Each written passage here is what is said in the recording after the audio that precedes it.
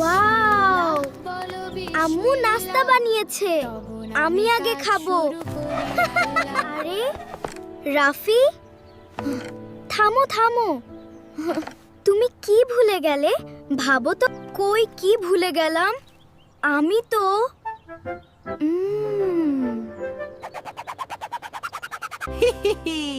বিসমিল্লাহ ভুলে গেছে, এখন আমিও খাবো। আহা কি মধু! তোর খাবার খাবো, নষ্ট করে ফেলবো, আবার তুই এটা খাবি, তোদের অসুখ হবে। বিসমিল্লাহ, খাওয়ার আগে বিসমিল্লাহ বলতে হয়। হ্যাঁ, আরে হ্যাঁ, ভুলেই গিয়েছিলাম। বিসমিল্লাহির রহমানির রহিম। হায় হায়, এটা কি করলো ছেলেটা? উফ, প্রতিবার এই বিসমিল্লাহ আমাকে মায়ের দেয়, আর সহ্য করতে পারছি না। বজ্জাত ছেলে। নূর আপু, আগে আমি ঘরে ঢুকবো, আগে আমি।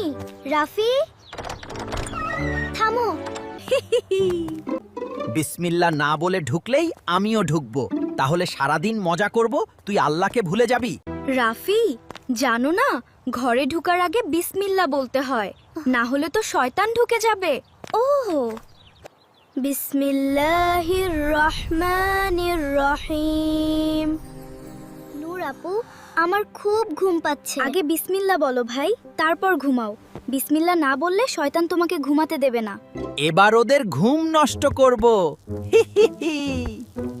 আস্তে আস্তে তাদেরকে নামাজ পড়তে দেব না। বিসমিল্লাহ, আল্লাহুম্মা বিসমিকা আমুতু ওয়া আহইয়া। না না না, আবারও বিসমিল্লাহ। আমি আবার আসব, তোদের মাথা থেকে আল্লাহর নাম, ভালো কাজ চিরতরে দূর করে দেব, কিন্তু যদি বিসমিল্লাহ না বলস। নূর আপু,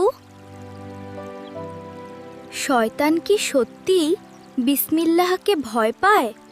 হ্যাঁ ভাই, রাসূলুল্লাহ সাল্লাল্লাহু আলাইহি ওয়াসাল্লাম বলেছেন, বিসমিল্লাহ বললে শয়তান ঘরে ঢুকতে পারে না, খাবারে ভাগ বসাতে পারে না, আর শয়তান আমাদের কোনো ভালো কাজে বাধা দিতে পারে না, আমাদের খারাপ দিকে নিয়ে যেতে পারে না।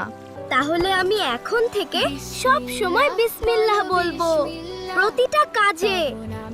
এখন বুঝেছো তো বন্ধুরা, তোমরাও প্রতিটা কাজে বিসমিল্লাহ বলো, শয়তান তোমাদের কিচ্ছু করতে পারবে না, আল্লাহ তোমাদের হেফাজত করবে। উফ, যতদিন ওরা বিসমিল্লাহ বলবে, আমার কিচ্ছু করার নেই। বিসমিল্লাহ বলো, বিসমিল্লাহ, তব নামে কাজ শুরু করি। আর অবশ্যই আমাদের চ্যানেলটি সাবস্ক্রাইব করে রাখবে। দেখা হবে পরের ভিডিওতে। জাযাকাল্লাহু খাইরান।